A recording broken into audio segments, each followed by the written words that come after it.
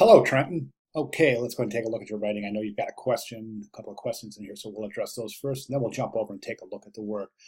So, experiment with gradients on the hair. Okay, good. I can see that. That's adding some good depth, some good dimension. Good job there. Gradients on the face. Um, Question about shading technique we were shown. It has been working really well for the shapes without strokes. But when I try to edit a shape with a stroke, like the straitjacket, I'm unable to correctly match the shapes back together. Okay, so what I would recommend in that particular case is take the straitjacket itself, okay, and it's going to involve some deconstruction, but it's perfectly normal because it's a standard technique in digital illustration. And what you want to do is you want to select out and again, this points to organization and layer structure. So this may come up again in future assignments here, especially even in this class. So what you want to do basically is you want to take the straitjacket itself and group it. So you take all the elements associated with the straitjacket itself and group it. This way you don't have to piece shapes back together. You can just go ahead and add your highlight and shadow areas where appropriate, right? So you're just basically taking the individual pieces, grouping them together, then adding shapes on top of those to indicate shadow and highlight. And that's a way to do it if you're working in this direction where you're adding shading techniques after the hard lines are already finished. Okay, again, it has to do with grouping. So I hope that answers your question. I'm pretty sure it does. But try grouping the straitjacket and then adding areas like this little shading technique right there. Okay. Okay. So I've got the PDF up, so let's go ahead and jump over there and we'll take a look. So the piece is coming along beautifully. There's no doubt about it. I think that very, very, very interesting. There's a couple of areas and a couple of things I want you to think about now moving forward. And this has to do in general with poster design. Poster design assumes that the poster is going to be viewed from a distance. Therefore, we have to pay attention to certain elements and principles of design to preserve the expeditious viewing of the poster at a distance. The main thing is contrast. So by providing ample contrast, you're ensuring that the viewer is going to see elements from a distance. Contrast is one of the basic elements in design and something that should be always at the forefront of your mind while designing, not just illustrating, but in all of design work. Contrast is a critical element. So definitely want to be aware of contrast at all times. The drop shadow right here is a good effect, and I think it's interesting because right now it's consistent with the light source established with this face. So this shadow on this face is indicating a light source coming over here from over here somewhere, right? So having that shadow being cast in the same direction is a smart move, and it points to consistency. So I was really glad to see that. Now again, back to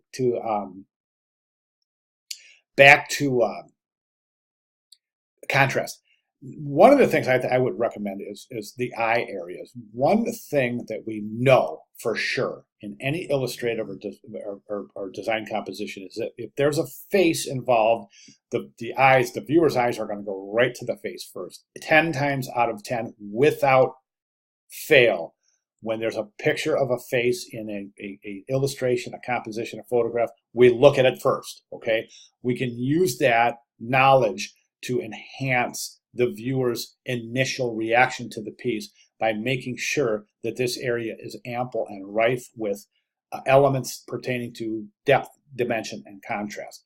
For that reason, I recommend taking these little shadows. We can improve the contrast by taking these little shadows below the eyes and darkening those up. Okay. Also, I would recommend that you add some kind of pupils to the eyes, because that's really going to drive this thing home. It's going to give this creature personality. So right now he doesn't have personality. He's just kind of there. By simply adding eyes, pupils, and what are they called? The pupils. And by just adding by adding eyes, granted his eyes are dead, so somewhat, but adding those embellishments to the eyes is really, really going to give this guy I think it's a little personality, some personality that he needs. So definitely want to try that. Now, other little areas in contrast include these little embellishments of folds in the straitjacket itself. At a distance, those are going to disappear, and the reason again is because they don't have ample contrast based on the color they appear in front of, and that's the white. So you may consider darkening those areas up a little bit. Typographically, I think you're looking good. One thing I would recommend is right now, see that little dimension area, that little beveled area that creates that 3D effect on the type. Instead of leaving that clear, or with no color, I should say, because right now here it's picking up attributes of the red. Over here, it's picking up attributes of the tan background. Of course, over here, it's got partial white and partial tan. Over here, it's got the white, and then back over here is partial white, partial. What I'm getting at is let's just go ahead and give this a white or off-white, or any color really that you want to experiment with. But I'm going to suggest off-white at first to see how it feels. Just leave that dimensional area, just leave it white. And I'm talking about this area right here. And just leave those white. That way it'll create a little bit more consistency and eliminate these areas of kind of uncomfortable visual tension based on the fact that the letter forms have different characteristics based on the colors associated with that little chiseled effect there that's indicating dimension. Okay, other than that, I think we can improve some contrast right here in those bolts in his neck. I think that could be improved a little bit too. So let's work on a contrast there. Yeah, other than that, I think this is just really coming along beautifully. So okay, that's what I have. If you have any questions or comments, or if you would like further clarification, please let me know. I'll be glad to provide that for you. All right, Trenton, great job. Thank you very much.